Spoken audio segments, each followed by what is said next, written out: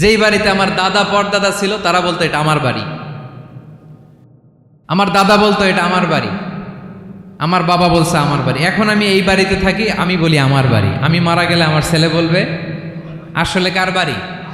পরের জায়গা পরের বাড়ি, ঘর বাঁধিয়ায় আমি রই, আমি তো সেই ঘরের মালিক নই। পড়েন, পরের জায়গা পরের বাড়ি, ঘর বাঁধিয়ায় আমি রই, আমি তো সেই ঘরের মালিক নই। এই ঘরের আসল মালিক কে?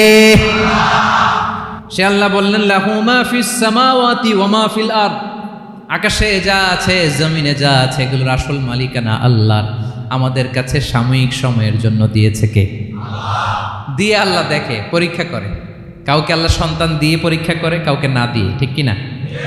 কাউকে ধনী বানিয়ে, কাউকে গরিব বানিয়ে, ঠিক কিনা? কাউকে সাদা বানিয়ে, কাউকে কালো বানিয়ে, ঠিক কিনা? কাউকে ক্ষমতাশীল বানিয়ে, কাউকে দরিদ্র বানিয়ে, ঠিক কিনা বলেন? সবটাই পরীক্ষা, যে যে অবস্থায় আছে এটা পরীক্ষা। আল্লাহ দেখে কোন অবস্থায় থেকে আমরা কি করি। কিন্তু আসল মালিকানা কার? ক্ষণস্থায়ী বাড়ির মালিক, ক্ষণস্থায়ী গাড়ির মালিক। বস্তা বস্তা টাকা পেয়ে মনে করবেন না এটার মালিক আমি।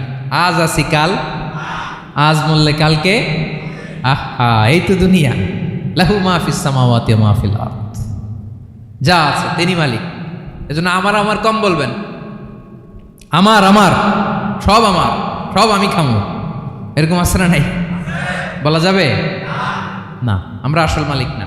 এই কিছুদিনের জন্য আসি, মুসাফিরি জিন্দিগি, সফরময় জিন্দিগি। আজ আছি কাল নাই, চলে যাব।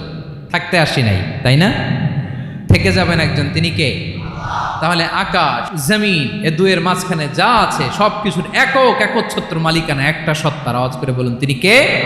আকাশে যা আছে জমিনে যা আছে সব কিছুর একক মালিকানা একজনের, তিনি কে? আওয়াজ করে বলেন আকাশে যা আছে সব কিছুর মালিক কে?